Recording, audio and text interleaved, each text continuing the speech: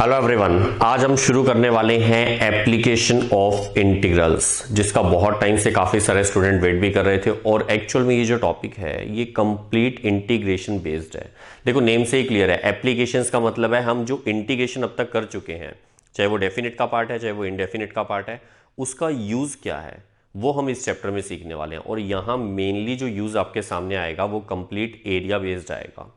और area find करना वो भी ऐसे डायग्राम्स या ऐसे कर्व्स का जो जो नॉर्मली सिमेट्रिक फॉर्म में नहीं होते। जैसे मैं आपको कहूँ कि मुझे रेक्टेंगल का एरिया चाहिए, तो आप सबको आता है area of circle, area of parallelogram. तो काफ़ी सारे ऐसे फिगर्स हैं जिनके एरियाज हमने प्रीवियस क्लासेस में पढ़ लिए, लेकिन ऐसे भी बहुत सारे फिगर्स हैं जिनके एरियाज के कोई फॉर्मूलाज नहीं है। तो उनकी जो हेल्प है ना वो इस टॉपिक में मिलने वाली है हमें। मतलब हम एप्लीकेशन ऑफ इंटीग्रल्स में कुछ ऐसे कर्व के एरियाज पढ़ेंगे जो हम नॉर्मल सिमेट्रिक फॉर्म में नहीं पढ़ पाए, ठीक है, या उनके कोई फॉर्मूलाज नहीं है। अच्छा, इस टॉपिक को करने से पहले एक मोस्ट इंपॉर्टेंट बात और भी है, और वो है कि आपको ग्राफ बहुत अच्छे से आने चाहिए। दो बातें हैं मेन, एक इंटीग्रेशन वो आपको अच्छे से आता ही है, एक है ग्राफ। कई बार है ना ग्राफ में है ना, क्योंकि ग्राफ क्या है अलग अलग टाइम पर आए हैं। जैसे ट्रिग्नोमेट्रिकल आपने अलग से पढ़े लास्ट ईयर, इस बार आपने आईटीएफ के डायग्राम पढ़े, फिर कभी एक्सपोनेंशियल का, साइन का, कॉस का, मतलब वो मिक्स होके भी आए। तो यहाँ पर क्या है, यहाँ सबका एक साथ यूज होने वाला है। तो अगर डायग्राम कहीं ऐसा हुआ ना कि क्लियर नहीं हुआ माइंड के अंदर, फिर ये टॉपिक थोड़ा हार्ड लगता है। तो हम फटाफट से ना एक बार कुछ ग्राफ जो है ना वो रिवाइज कर लेते हैं। बहुत सारे तो नहीं कर पाएंगे, लेकिन जितने आपके यूज होने वाले हैं वो सब कर लेंगे। तो सबसे पहले जो हम ग्राफ के अंदर टॉपिक पढ़ने वाले हैं, जैसे इधर देखो एक मिनट, ग्राफ्स में हम स्ट्रेट लाइन से शुरू करते हैं, ठीक है। इधर देखो सभी, स्ट्रेट लाइन। अगर आपको स्ट्रेट लाइन में से जैसे मैं फर्स्ट नंबर ले रहा हूं, slope intercept form, slope intercept form. Slope intercept form क्या होती है? y equals to M x plus c. इसका ग्राफ आपको अच्छे से याद होगा क्या, कि कोई भी लाइन ऐसी है जिसका m का meaning, yes very good, m का मीनिंग होता है स्लोप और c का मीनिंग होता है इंटरसेप्ट ऑन y एक्सिस, ठीक है। ये आपने पढ़ा हुआ है बेटा लास्ट ईयर। तो सपोज करो डायग्राम, देखो डायग्राम वैसे तो कहीं भी हो सकता है, मैं एग्जांपल के लिए बोल रहा हूं जैसे यहां पर है, ठीक है। ये जो लाइन है इसमें अगर किसी को इंटरसेप्ट भूल गया कोई तो सुन लो, ओरिजिन से लेकर जहां पर y एक्सिस को ये लाइन कट कर रही है वहां तक के डिस्टेंस को हम बोलते हैं y इंटरसेप्ट या इंटरसेप्ट ऑन y एक्सिस। ये हमें c से पता लग जाएगा। फिर m क्या चीज है? m का मतलब है स्लोप, और स्लोप अगर आपको याद हो तो वो tan थीटा होती है, सही है।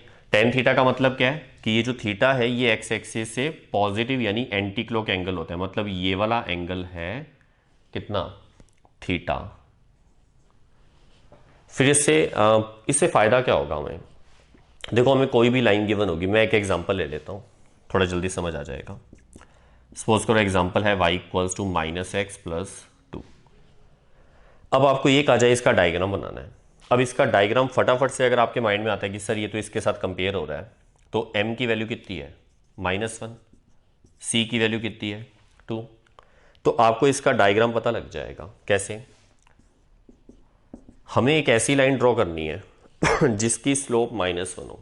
देखो स्लोप -1 तब होगी, यानी tan थीटा की वैल्यू -1 तब होगी जब थीटा 135 डिग्री होगा। अब देखो ये छोटी मोटी बातें हैं ट्रिग्नोमेट्री की, ये फटाफट से माइंड में क्लिक करनी चाहिए। तो थीटा 135 का मतलब देखो डायग्राम इस तरह से बनेगा कि ये वाला एंगल तो कितना हुआ? 135, और c की वैल्यू 2 का मतलब यहां से यहां तक की जो डिस्टेंस है ये है 2 यूनिट्स, ठीक है। मतलब ये पॉइंट हो जाएगा 0,2। कुछ समझ आ रही है बातें? इससे डायग्राम बड़ी जल्दी क्लिक करता है माइंड में। वैसे एक बात बताऊं, मैं ना सिखा देता हूं स्टूडेंट्स को अक्सर, लेकिन उसके बाद मैं मना कर देता हूं खुद ही। मैं बोलता हूं इस तरीके से मत करो आप लोग, आप वही है ना वो 9-10 वाला मेथड लगाओ। कौन सा? वो याद है इस तरह का हम थर्ड एम्पायर नहीं बेटा, बॉक्स बनाते थे एक। कौन सा बॉक्स?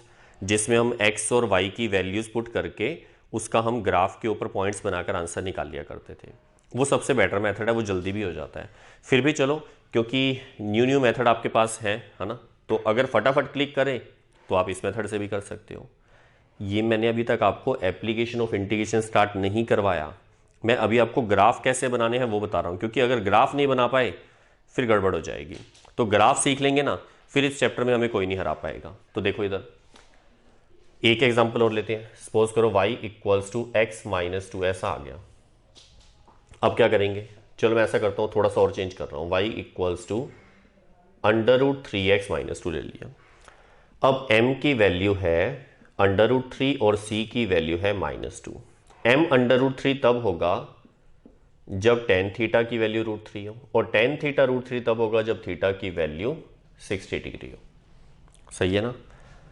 अब इसका डायग्राम कैसे बनेगा, हमें एक ऐसी लाइन ड्रॉ करनी है जिसका एक्स एक्सिस से एंगल तो 60 डिग्री बन जाए, और c-2 का मतलब जानते हो, y एक्सिस पे नेगेटिव का मतलब ओरिजिन से यस डाउनवर्ड डायरेक्शन में इस तरफ -2 अप्रोक्सीमेट यहां कहीं होगा। इस पॉइंट से लाइन जानी चाहिए। क्वेश्चन समझ आ रहा है ना। अब अगर मान लो आपने लाइन इस तरह बनाई, चेक करो इधर, तो ये -2 से भी पास कर रहा है ना। ये पॉइंट कितना है, 0,-2। अगर आपसे पूछे डिस्टेंस कितनी है, तो डिस्टेंस तो 2 ही होगी, लेकिन जब हम इसका इंटरसेप्ट वर्ड यूज करेंगे तो वो -2 होगा, और कोऑर्डिनेट लिखेंगे तो भी माइनस की फॉर्म में लिखे जाएंगे। ठीक है। अच्छा, दूसरी बात, इसका ये जो एंगल है ना एक्स एक्सिस से, ये है 60 डिग्री। अब मेरी बात समझ गए अच्छे से। ये तो हुआ चलो y equals to M x plus c वाला मेथड। एक बात इसी में नोट में मैं और लिख देता हूं, if c equals to 0, c equals to 0 कब होगा, यस सोच के देख लो। c 0 का मतलब क्या होगा, y इंटरसेप्ट 0 है, y इंटरसेप्ट 0 तब होगा जब लाइन ओरिजिन से पास करें। क्यों, खुद देख लो। जैसे इसकी बात करें, इसमें c की वैल्यू 2 थी, अगर ये लाइन यहां से पास करती तो c की वैल्यू 1 हो जाती, यहां से पास करेगी तो c की वैल्यू 0 हो जाएगी। तो इसका मतलब c इक्वल्स टू 0 होगा कब, then line passes through origin. Origin जो है इसके कोऑर्डिनेट होते हैं 0,0। Therefore equation of line is क्या होगी, y equals to M X. c कहां गया, c की वैल्यू 0 हो गई। ठीक है, बात तो वही है, फिर भी एक बार कंसेप्ट है ना, फटाफट देखो। हमने करना क्या है, हमने अपने आप को ग्राफ वाले टॉपिक में स्ट्रांग बनाना है ताकि हम इंटीग्रेशन को और अच्छे से कर पाए, एप्लीकेशन ऑफ इंटीग्रेशन को। तो ग्राफ स्ट्रांग बनाने का मतलब क्या है, कुछ बातें ऐसी जो फटाफट से माइंड में आनी चाहिए।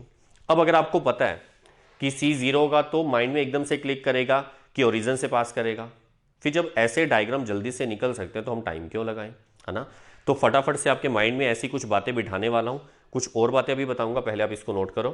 ओके, अब सुनो। स्ट्रेट लाइन में देखो, एक्चुअल में स्ट्रेट लाइन में बहुत सारे अलग अलग फॉर्म्स थी, उन सबका हम यूज नहीं करने वाले हैं। एक्चुअल में जो मेन है ना, जिनका यूज हो रहा है, हम तो सिर्फ वही डिस्कस करेंगे।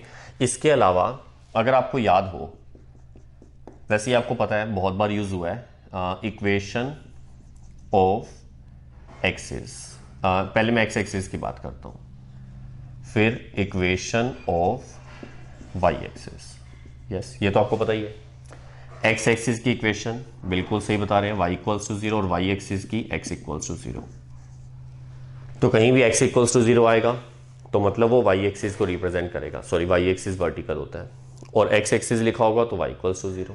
सही है ना, पता लग रहा है इतना अच्छे से। अब इतना देखो, फोर्थ नंबर में अगर हम बात करें जैसे पैरेलल लाइंस की, किनके, ये जो x एक्सिस और y एक्सिस है इनके लिए, equation of parallel lines to the coordinate axis, सुनो। सपोज करो जैसे मैंने लिखा x इक्वल्स टू, शायद आपको याद होगा पहले भी हमने डिस्कस किया हुआ है, जो लाइन x एक्सिस के पैरेलल है, पहले मैं हेडिंग देखो क्या लिखता हूं, इसका फर्स्ट पार्ट बना रहा हूं, equation of line parallel to x axis. जो लाइन एक्स एक्सिस के पैरेलल है उसमें मैंने आपको कहा हुआ है इस तरह से माइंड में बिठा लो कि उसमें एक्स प्रेजेंट नहीं होता, मतलब y इक्वल्स टू के।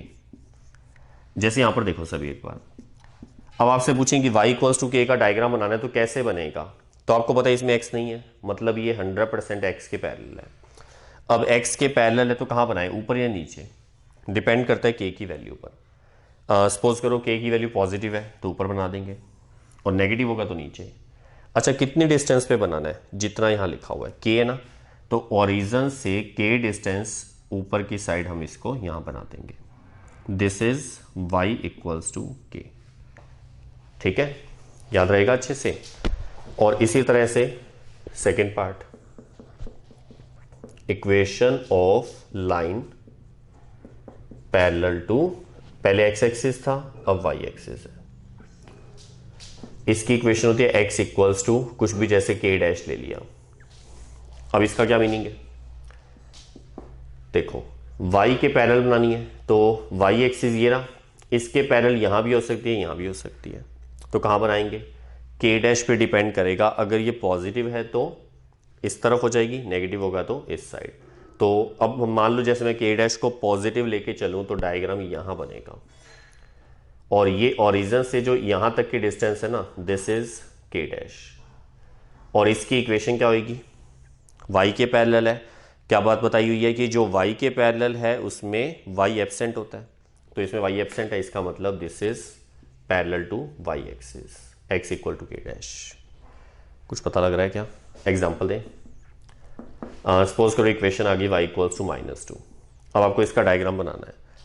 अब इसमें चेक करो, इसमें है ना x नहीं है, जिसमें x एब्सेंट है वो x के पैरेलल है, तो इसका जब डायग्राम बनेगा x के पैरेलल बनेगा, वो भी -2 है, मतलब नीचे की साइड बनेगी। तो ये लाइन हो जाएगी y इक्वल्स टू -2, जिसमें ये वाली डिस्टेंस -2 हो जाएगी। डिस्टेंस तो प्लस होती है लेकिन कोऑर्डिनेट की वजह से माइनस बोल रहा हूं, ठीक है, ये ओरिजिन से नीचे की तरफ है। इसी तरह x इक्वल टू 3 होगा तो अब इसमें देखो y एब्सेंट है तो ये y एक्सिस के पैरेलल है, y के पैरेलल वो भी 3 का मतलब ओरिजिन से राइट साइड होगा इधर, ठीक है, दिस इज 3। तो इसकी इक्वेशन क्या हो जाएगी, x इक्वल टू 3। इस टाइप से कोई भी लाइन आएगी हम उसका डायग्राम बना सकते हैं, ये तो समझ आ गया। अच्छा, स्ट्रेट लाइन जो है ना, इसके मेन ये 3 कंसेप्ट ज़्यादा यूज होंगे, एक स्लोप इंटरसेप्ट फॉर्म, एक इंटरसेप्ट फॉर्म और एक direct parallel to the axis की बात करें। और एक फोर्थ नंबर यूज होगी जो 9th-10th क्लास वाला काम है, जिसमें हम x और y के कोऑर्डिनेट निकालकर, मतलब अलग अलग पॉइंट्स निकालकर उनका ग्राफ ड्रॉ कर लेते हैं। ठीक है, अब आप इतना नोट करो। ओके, अभी हमने स्ट्रेट लाइन की इक्वेशंस के ग्राफ ड्रॉ करने सीखे थे। अब हम जो नेक्स्ट पढ़ने वाले हैं उसका नेम है सर्कल। देखो, सर्कल के जो स्टैंडर्ड इक्वेशंस आपके सिलेबस में लास्ट ईयर आई थी, हम उन्हीं की बात कर रहे हैं। उसमें से फर्स्ट नंबर, जिसको हम बोलते थे सेंट्रल फॉर्म। अगर आपको याद है तो सेंट्रल फॉर्म जो है उसकी equation yes x minus h whole square plus y minus k whole square equals to r square. वो हो सकता है सिंबल आपने चेंज करके पढ़े हो, ए बी सी ऐसा कुछ पढ़ा हो, ठीक है। इस कंप्लीट इक्वेशन में सेंटर पॉइंट कौन सा होता है, एच कॉमा के, और रेडियस इज आर। तो अगर इसका डायग्राम हम यहां पर सोचेंगे तो देखो इधर x axis, y axis, origin, centre h comma k. अब सेंटर देखो एच कॉमा के कहीं भी हो सकता है, हमें नहीं पता। सपोज करो जैसे यहां पर है एच कॉमा के, ठीक है, जरूरी नहीं है फर्स्ट क्वाड्रेंट में, वो तो पता लग जाएगा कि कौन प्लस है कौन माइनस है। मैंने एक बार ऐसे बना, यहां बना दिया। रेडियस आर भी कितनी है हमें कुछ नहीं पता, तो वो कुछ ऐसे बन जाएगा। कई बच्चे बोलते हैं सर इसको कट करेगा क्या, बेटा डिपेंड करेगा कि रेडियस थी कितनी। टच भी कर सकता है, नीचे भी जा सकता है, इधर भी जा सकता है, वो तो क्वेश्चन में जो सिचुएशन आएगी उसके अकॉर्डिंग बना लेंगे। मेन तो आपको सेंटर और रेडियस पता है, तो आपको ग्राफ के अंदर पता लग जाएगा कि वो बनेगा कहां। लेकिन इसी पर बेस्ड एक नोट लिख रहा हूं जो आपके सिलेबस में ज्यादा पूछा जाता है, और वो है if centre of circle is origin. Origin का मतलब 0,0। अब अगर सर्कल का सेंटर 0 0 हुआ, मतलब ये सेंटर यहां शिफ्ट हो गया, तो ऐसी कंडीशन में h की वैल्यू 0 हो जाएगी, k भी 0 हो जाएगा, तो इक्वेशन क्या होगी? Then equation of circle is x square plus y square equals to r square. तो अगर आपके सिलेबस के अकॉर्डिंग है ना, वैसे ज्यादा इक्वेशन ये चलती है, तो हम क्या करेंगे, कहीं भी x square plus y square equals to r square आपको दिखे तो आप समझ आना वो एक सर्कल की इक्वेशन है जिसका सेंटर 0 0 है और रेडियस आर है। मतलब इसका डायग्राम ऐसे बनेगा, 0 0 सेंटर और रेडियस आर, ये रेडियस इसकी आर है, ठीक है। अच्छा, इसके बाद ये फर्स्ट पॉइंट था सेंट्रल फॉर्म, सेकंड पॉइंट थी जनरल फॉर्म। ये सब सर्कल की बात कर रहा हूं, ठीक है। सर्कल की फर्स्ट जो पॉइंट था वो था central, second is general form. अब जनरल फॉर्म क्या है? यस, काफी सारे बच्चों को याद है बेटा, शाबाश। X square plus y square plus 2gx plus 2fy plus c equals to 0। इसके अंदर सेंटर जो पॉइंट है वो है -g, -f। Centre point is -g, -f। और रेडियस जो है, यस बिल्कुल सही, g square plus f square minus c whole under root. तो इससे फायदा क्या होगा? हमारे पास जो ऐसी इक्वेशन गिवन होगी ना, हम उससे गिवन इक्वेशन को कंपेयर करके -g और -f यानी सेंटर निकाल लेंगे और रेडियस भी निकाल लेंगे। उससे हमें डायग्राम का पता लग जाएगा कि वो कहां बनेगा। ये सारा कुछ मैं आपको ग्राफ कैसे बनाना है उसके लिए बता रहा हूं, ठीक है। और अगर ये माइंड में बैठ गया, फिर मैंने बोल दिया टॉपिक बहुत इजी है, फिर कोई नहीं हरा पाएगा हमें, तो इतना नोट करो। ओके, जो नेक्स्ट हम ग्राफ सीखने वाले हैं वो है पैराबोला। क्या बोला? Yes, parabola. अब ये जो पैराबोला है इसकी स्टैंडर्ड इक्वेशन आपके माइंड में होगी, फिर भी एक बार हम रिवाइज करें फटाफट से, सुनो। y square equals to 4ax, ठीक है। ये इसकी स्टैंडर्ड इक्वेशन है। एक्चुअल में ना इसको माइंड में थोड़ा जल्दी से इस टाइप से बिठा सकते हैं कि अगर, ध्यान से सुनना, अगर किसी भी इक्वेशन में एक वेरिएबल ऐसा है जिसकी पावर 1 है और एक वेरिएबल ऐसा है जिसकी पावर 2 है, तो ऐसी कंडीशन में उसको हम पैराबोला बोलते हैं, ठीक है। याद रहेगा अच्छे से। लेकिन इसके अलावा भी पैराबोला की इक्वेशंस बनती हैं, वो थोड़ी हायर लेवल पे आएंगी, अभी नहीं बात करते हम उसकी। यहाँ पर 1 पावर और 2 पावर है तो मतलब वो पैराबोला की इक्वेशन है।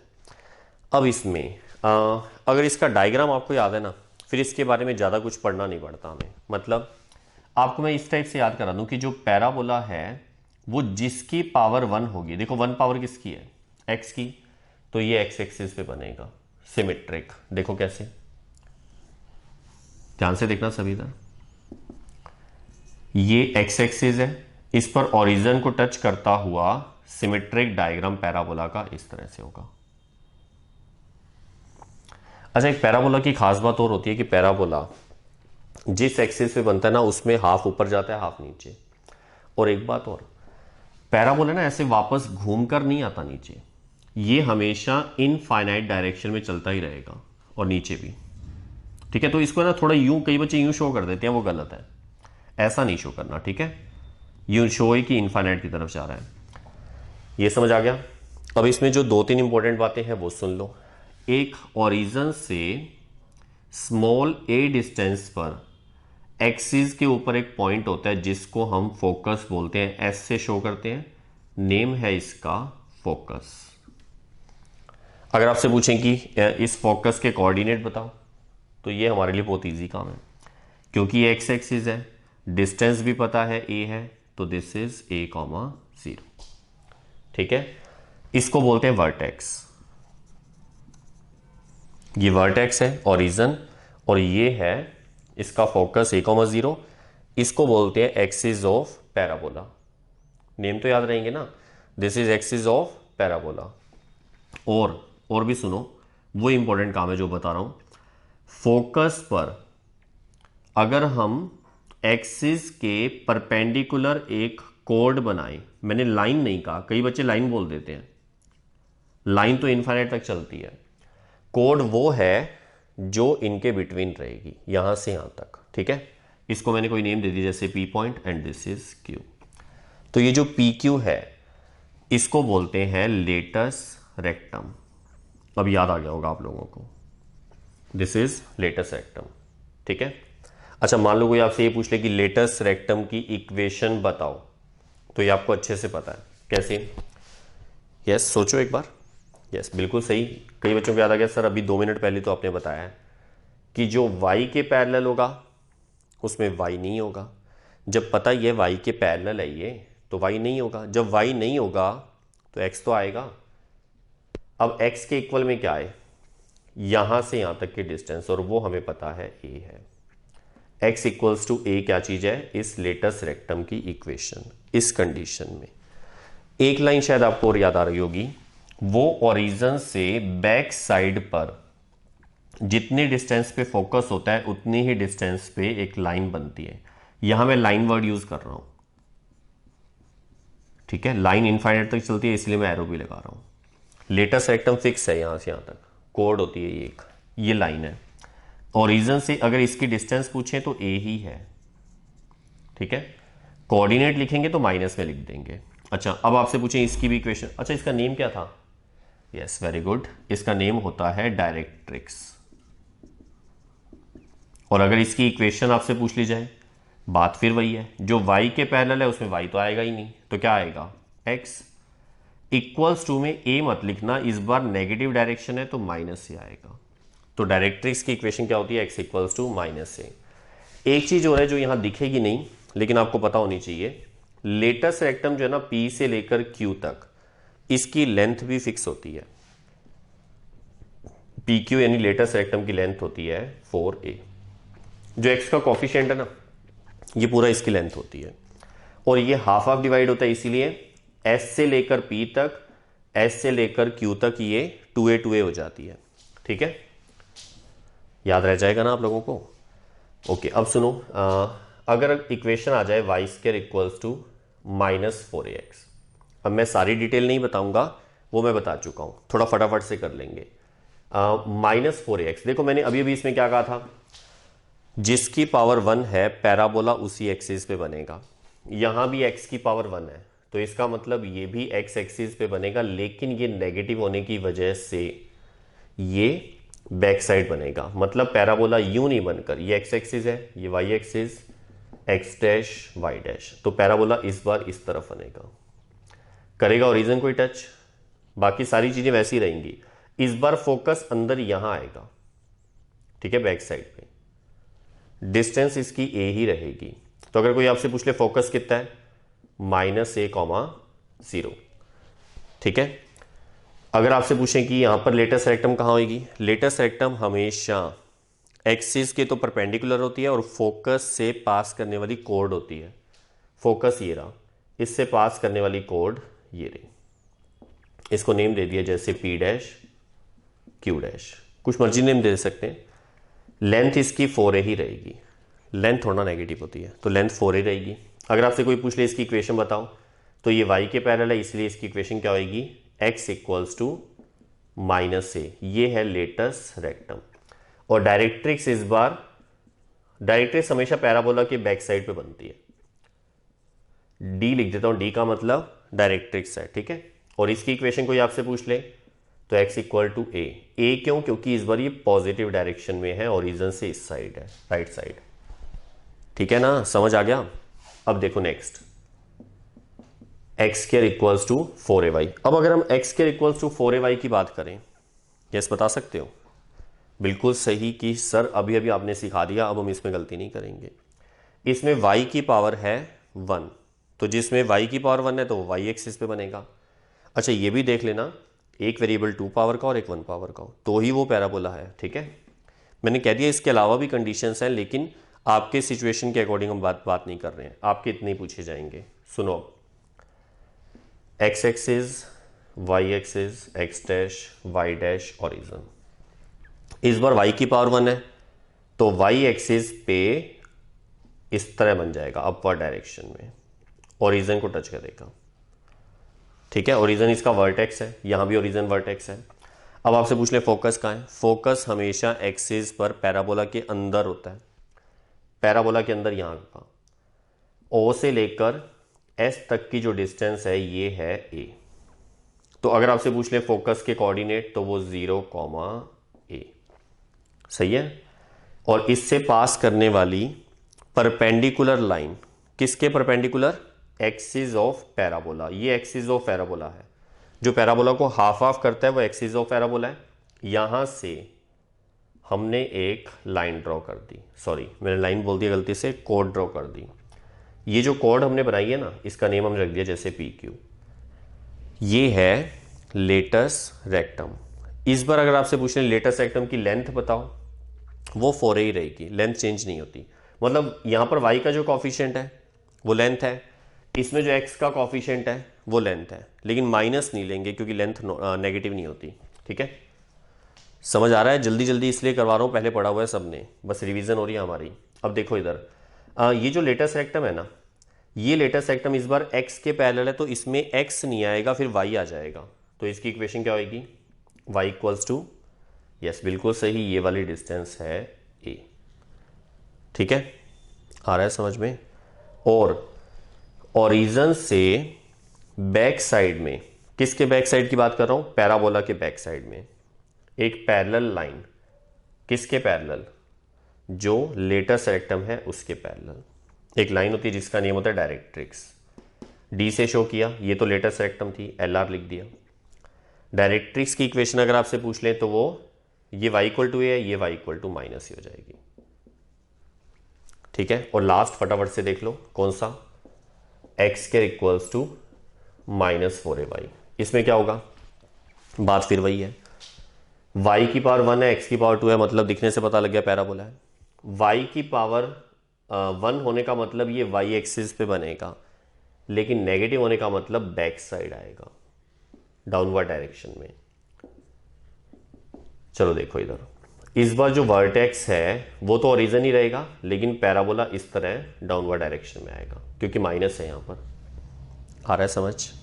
अच्छा अब देखो, फोकस यहां होगा, अंदर ही होता है फोकस हमेशा, डिस्टेंस इसकी a होगी, इसीलिए कोऑर्डिनेट 0, -a लिखेंगे क्योंकि नीचे की साइड है।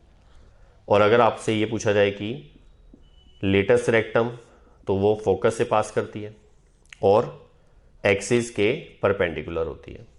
सही है, ये सब जगह परपेंडिकुलर का सिंबल आप लगा सकते हो, ध्यान रखना। अब इतना आने के बाद इसकी इक्वेशन अगर आपसे पूछ लें, क्योंकि x के पैरेलल है तो इसमें x नहीं आएगा, क्या आएगा, y इक्वल्स टू, यस बिल्कुल सही, a मत लिखना, -a, क्योंकि नीचे की तरफ है ना, समझ गए ना। और इसकी लेंथ 4a होती है लेटस रेक्टम की। डायरेक्ट्रिक्स हमेशा बैक साइड बनेगी लेटस रेक्टम के पैरेलल, दिस इज डायरेक्ट्रिक्स। इसकी equation y equals to a।